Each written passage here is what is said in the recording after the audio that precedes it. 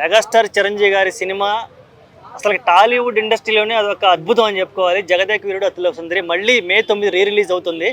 Fans అందరూ ఈగర్గా wait చేస్తున్నారు. నీకు ఎలా అనిపిస్తుంది? డెఫినెట్లీ నేను కూడా ఆ సినిమా థియేటర్లో ఎక్స్పీరియన్స్ చేయలేకపోయాను. ఎందుకంటే అది వచ్చి 35 ఏళ్ళ కింద వచ్చినప్పుడు ఇంకా పుట్టిన కూడా పుట్టలేదు.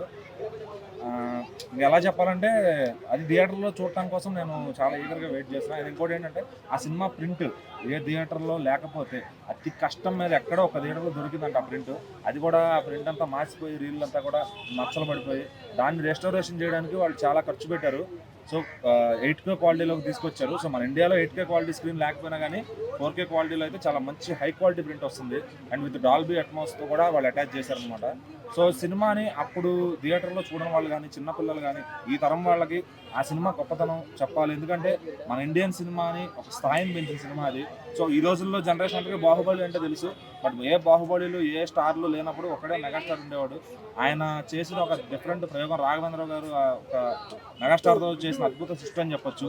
అలాగే వైజయంతి వాళ్ళు ఎంతో కష్టపడి ఎన్నో ప్రింట్లు రెడీ చేస్తే కరెక్ట్గా అప్పటికి 35 ఏళ్ల క్రితం ఈ టైంకి భారీ వరదల్లో ఉంది రాష్ట్రం అంతా. సో అదంతా పేపర్లో చూడటమే, నాకు లైవ్లో ఎక్స్పీరియన్స్ చేయలేదు. సో మరి ఇప్పుడు కూడా ఏపీలో కూడా చూస్తుంటే వరదలు మళ్ళీ వర్షాలు పడుతున్నాయి.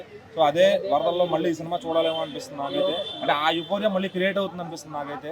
సో మెగాస్టార్ గారిని ఏదో 2-3 ఫ్లాపుల్లో చూసి ఈ తరం వాళ్ళు ఆయనకి ఏదో రాదనుకుంటారేమో కానీ ఆ జగదేక వీరుడు అతిలోక సుందరి సృష్టించిన రికార్డులు కానీ అదంతా అప్పటికి అదొక బిగ్గెస్ట్ ఇండస్ట్రీ హిట్. అది అలాంటి సినిమా ఎవడో ఇండియన్ స్క్రీన్ మీద టచ్ చేయలేని సినిమా అది.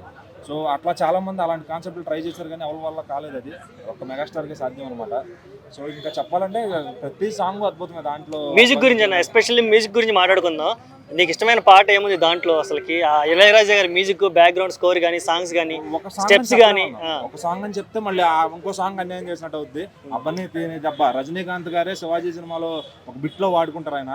సో మళ్ళీ ఇంకా చూసుకొని my name is Raju song కానీ, ప్రియతమ సాంగ్ కానీ, ఏదన్నా కానీ ప్రతి సాంగ్ నాకు అద్భుతంగా ఉంటుంది అసలు. ఆ పిక్చరైజేషన్ జై చిరంజీవి సాంగ్ అయితే ఇంకా థియేటర్లో సవాల్ వేస్తాయని చెప్పొచ్చు. ఆ మొత్తం పిక్చరైజేషన్ కానీ ఒక హాలీవుడ్ లెవెల్లో ఉంటుంది అప్పట్లోనే.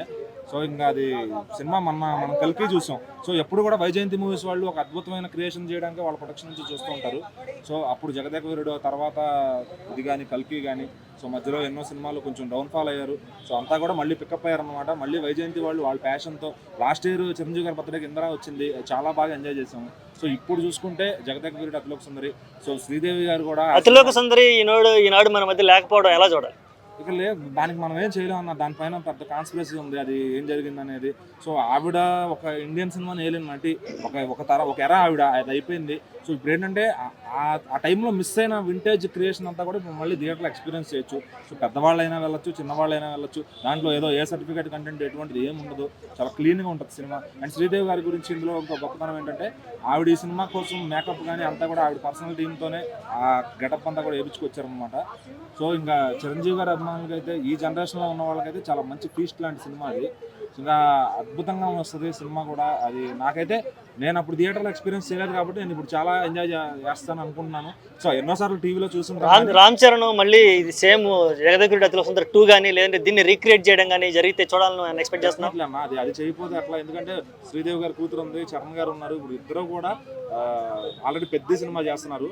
సో అక్కడ పేరు కానీ వర్కౌట్ అయ్యిందంటే కనుక నెక్స్ట్ దీనిపైన ఎవరో ఒకళ్ళు ట్రైల్ చేయాలి యంగ్ డైరెక్టర్లు. సో రాఘవేంద్ర గారి పర్యవేక్షణలో ఈ కథని నెక్స్ట్ ముందుకు ఎలా తీసుకెళ్ళాలి.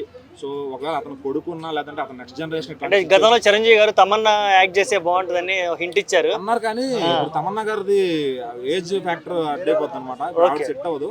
సో జాన్వీ కపూర్ గారు చాలా యంగ్ గా ఉన్నారు కాబట్టి, సో ఒక 5-6 ఏళ్లలో ఆ ప్రయత్నాలు జరగాలి. మళ్ళీ అది కూడా దాటిపోతే మళ్ళీ కుదరకపోవచ్చు. మళ్ళీ ఆవిడ కూడా ఫేడ్ అవుట్ అయిపోతుంది, ఏజ్ అయిపోవడం అట్లా జరుగుతుంది. సో చరణ్ గారు కానీ అది చేశారంటే మనం ఆల్రెడీ ఆయన 2వ సినిమాతోనే మగధీర లాంటి ఒక అడ్వెంచర్ సృష్టించారు సినిమాని. సో మళ్ళీ జగదేక వీరుడు లాంటి ప్రయోగం చేస్తే కనుక ఖచ్చితంగా అది, ఎందుకంటే మగధీర ఒక బాహుబలి మనకు మనం తెలుగు సినిమా చరిత్ర అంతకాలం చెప్పుకుంటాం మగధీర బాహుబలి గురించి.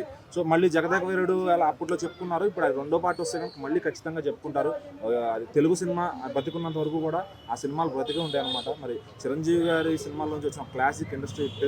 సో ఎవరు కూడా మీ థియేటర్లో దగ్గరలో ఉంది కాబట్టి మిస్ అవ్వకండి. సో ఈ మంత్ అంతా పెద్ద సినిమాలు ఏం లేవు, రీ రిలీజెస్ ఉన్నాయి. సో మీకు నచ్చిన సినిమా చూడండి. ఈ సినిమా అయితే ఒక గ్రేట్ ఎక్స్పీరియన్స్ ఇస్తుంది. సో అది ప్రొడక్షన్ వాల్యూస్ కూడా ఉన్న మంచి సినిమా, మంచి పాటలు ఉన్న సినిమా, మెగాస్టార్ గారి పొటెన్షియల్ ఉన్న సినిమా. సో చూసి ఈ తరం వాళ్ళకి ఆ సినిమాని పేరెంట్స్ ఎవరైనా ఉన్నా కూడా చూపించాలని నేను కోరుకుంటున్నాను. సో ఎందుకంటే ఇప్పుడు అర్జున్ రెడ్డి లాంటి సినిమాలు చూపించినా జగదేక వీరుడు లాంటి సినిమాలు చూపిస్తే నీతి ఏంటనేది తెలుసుకుంటారు, మంచితనం ఏంటనేది తెలుసుకుంటారు, మోరల్స్ తెలుసుకుంటారు. అట్లాంటి సినిమాలు చూసి కొన్ని పాత సినిమాలు ఈ జనరేషన్ చూపిస్తే బాగుంటుంది థియేటర్స్లో.